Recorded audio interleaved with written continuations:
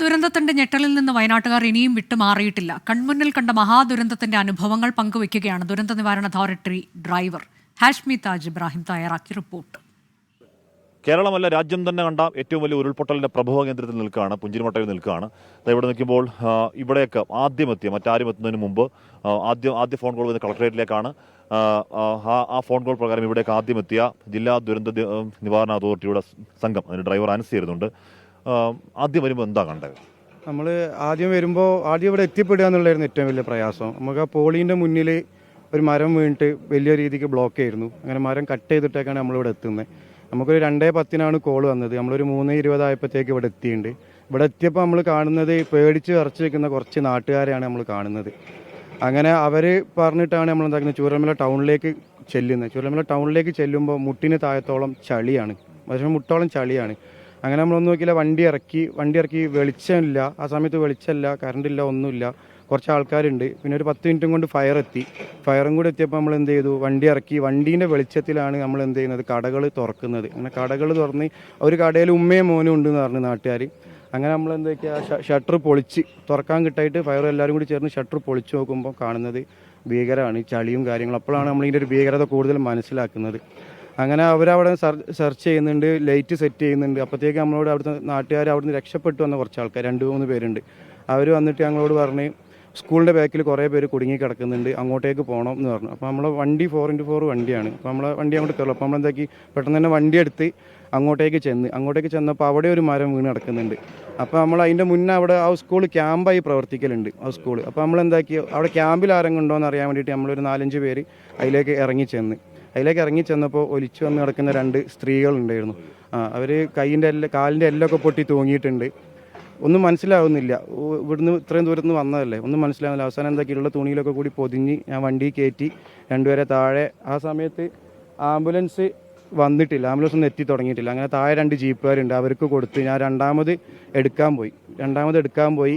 അങ്ങനെ നമ്മൾ കൂടെയുള്ള 2 ആ പരിസരത്ത് നിന്ന്, ആ പ്രദേശത്ത് നിന്ന് രക്ഷപ്പെട്ടു വന്ന ആൾക്കാരാണ്. അവർ അതിൻ്റെ താഴെ, സ്കൂളിൻ്റെ താഴെ ഒരു ഷീറ്റ് ഇട്ട ഒരു ഇതുണ്ട്, അവരെ കല്യാണ മണ്ഡപം അല്ല, സ്കൂളിന് മുന്നിൽ സ്റ്റേജ് എങ്ങാനാണത്. അതിൽ 2 പേരെ കരച്ചിൽ കേട്ടിട്ട് ഇവർ എന്നോട് പറഞ്ഞിട്ട് താഴോട്ട് ഇറങ്ങി. പിന്നെ താഴെ 2 പേരുണ്ട്, ഞങ്ങൾ എടുത്തിട്ട് വരാണ്ട് താഴോട്ടേക്ക് ഇറങ്ങി. പിന്നെ ഇവർക്ക് തിരിച്ച് കയറാൻ പറ്റിയില്ല. അതിൻ്റെ മുന്നേ അവർ പോയി. സൗണ്ട് വലിയ സൗണ്ടായിരുന്നു, എന്നുള്ള വലിയ സൗണ്ട്. ആ സൗണ്ട് കേട്ടപ്പോൾ തന്നെ ഏകദേശം ഞങ്ങൾ ഓടി. അവരോട് തിരിച്ച് കയറാൻ കുറേ പറഞ്ഞു, പക്ഷെ അവർക്ക് കയറാൻ കഴിയുന്നില്ല. അവർക്ക് കയറാൻ ടൈം കിട്ടിയില്ല. അവർ പോയി സങ്കടമാകുന്നുണ്ട്. അങ്ങനെ അവർ പോയി. എങ്ങനെയൊക്കെയോ ഞങ്ങളുടെ കൂടെ വേറെ ഒരു 3-4 പേരുണ്ട്. എങ്ങനെയൊക്കെയോ ഓടിയിട്ട് കുറേ പേര് വീഴുന്നുണ്ട്, എണീക്കുന്നുണ്ട്, പിന്നെ ഓടുന്നുണ്ട്. നമ്മൾ ഓടിയിട്ടൊന്നും എത്തുന്നില്ല, നമുക്ക് ഓടിയിട്ട് ദൂരം എത്താൻ കഴിയുന്നില്ല. വെപ്രാളത്തിലായി വെച്ചാൽ നമ്മൾ മരണം കണ്ട്. അങ്ങനെ എങ്ങനെയൊക്കെ ഓടി. ഞാൻ വണ്ടി സ്റ്റാർട്ട് ചെയ്ത് കുറച്ച് പേര് കുന്നിൻ്റെ മേലെ കയറി. കുന്നിൻ്റെ മേലെ ആനേൻ്റെ പ്രശ്നം ആദ്യമുള്ള നമുക്കറിയാം, സൗണ്ട് കേൾക്കുന്നുണ്ടായിരുന്നു. അങ്ങനെ കുറച്ച് പേരോട് അങ്ങോട്ട് കയറാൻ പറഞ്ഞ് ഞാൻ വണ്ടി സ്റ്റാർട്ട് ചെയ്യുന്ന ടൈമിൽ മരം വന്നിട്ട് ആ ബിൽഡിങ്ങിൽ അടിക്കുന്ന സൗണ്ട് ഞാൻ അങ്ങനെ കേൾക്കുന്നുണ്ട്. സ്കൂളിൽ വന്ന് അടിക്കുന്ന സൗണ്ട് ഞാൻ കേൾക്കുന്നുണ്ട്. അങ്ങനെ എങ്ങനെയൊക്കെയോ ഞാൻ അവിടുന്ന് വണ്ടി സ്റ്റാർട്ട് ചെയ്ത് താഴെ ഇറക്കിയിട്ട് എനിക്ക് താഴെ പോയിട്ട് ഇവരോട് പറയാൻ കഴിയുന്നില്ല. നാട്ടുകാരോട് ഇങ്ങനെ മേലെ സംഭവിച്ച് എനിക്ക് പറയാൻ കഴിയുന്നില്ല. എന്ന് വെച്ചാൽ കൈയും കാലും വിറയ്ക്കല്ല, പറയുമ്പോൾ ഇപ്പോൾ തന്നെ വിറയ്ക്കുക. എൻ്റെ കാലടിക്കുക, എനിക്ക് ക്ലച്ച് ഔട്ടാൻ കഴിയാത്തൊരവസ്ഥ വന്നു. ഞാൻ മുന്നിൽ കണ്ട്. എൻ്റെ കൂടെ ഉള്ളവരും അതന്നെ സ്ഥിതി. പിന്നെ ആരെയും വിളിച്ചിട്ട് കിട്ടുന്നില്ല. അപ്പോഴേക്ക് കൂടുതൽ ആംബുലൻസ് കാര്യങ്ങൾ, കൂടുതൽ ആൾക്കാർ വന്ന്, മീഡിയാസ് വന്ന്. പിന്നെ കുറച്ച് നേരത്തേക്ക് ഇങ്ങോട്ടേക്ക് വരാൻ പറ്റില്ല. പൊട്ടിയതിൻ്റെ ഷോക്കിൽ എല്ലാവരും കുറച്ച് നേരം നിന്ന്. പിന്നെ ഇരുടാണ് മെയിൻ പ്രശ്നം, ഇരുടായിരുന്നു, മഴയായിരുന്നു.